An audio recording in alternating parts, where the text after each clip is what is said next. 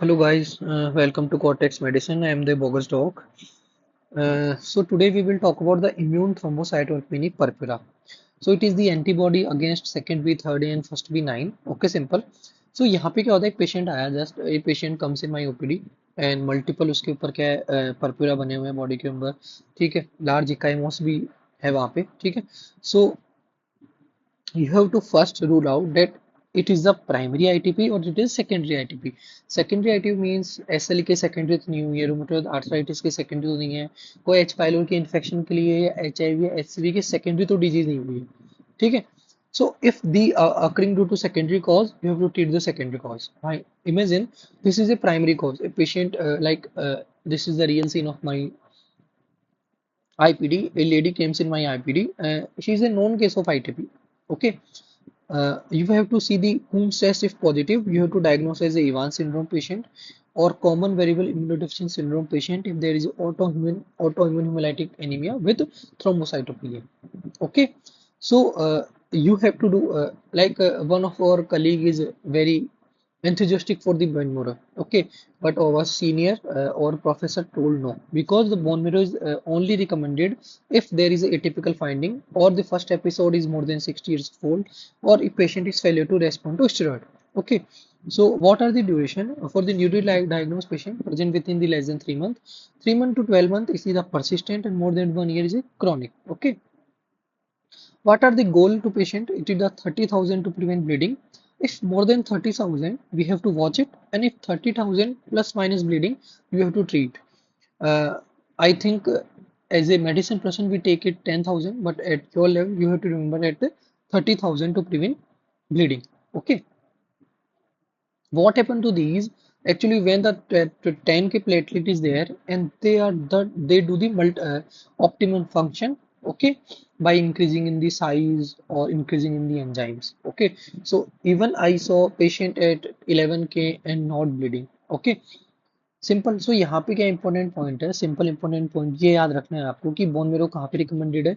Only patient में atypical finding है, first episode more than 60 year है, failure to respond to steroid है. Okay, secondary cause आपको rule out करना है. ठीक है.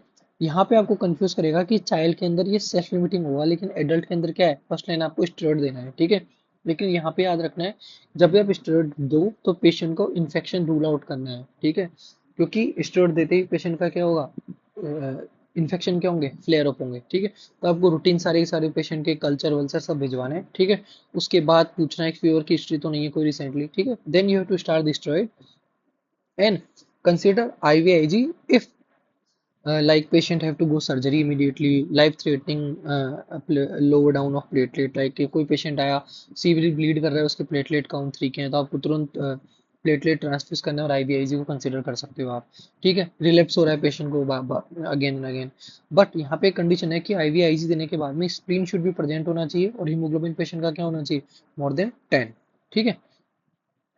सेकंड है, आपको क्या देना है, अल्टरनेट क्या दे सकते हो आप, रिटक्स दे सकते हैं, थ्रोम्बोपोइटिन एनालॉग दे सकते हो जैसे एल्ट्रोम्बोपैग और रोमिप्लोस्टिन. स्प्लेक्टोमी कर सकते हो, एजाथियोप्रिन कर सकते हो, है ना. अब यहाँ पे क्या है कि स्प्लेक्टोमी कब करते हैं, प्रीफर्ड है व्हेन वैक्सीनेशन बिफोर स्प्लेक्टोमी देनी है आपको. ठीक है.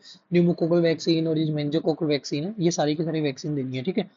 अब थ्रोम्बोपोइटिन एनालॉग भी दे सकते हैं आप, दे सकते हैं एल्ट्रोम्बोपैग. देखो पैग वर्ड आ रहा है लास्ट में, मींस पैग कैसे लेते हैं, अल्कोहल कैसे लेते हैं, ओरली.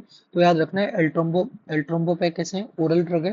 और जो रोमिफ्लोस्टिम है, जो सेकंड ड्रग है, वो क्या है, सबक्यूटेनियस ड्रग है.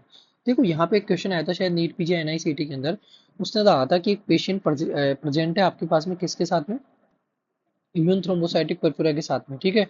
और वो क्या है, उसको क्या हुआ है, रिलैप्स हुआ है. ठीक है.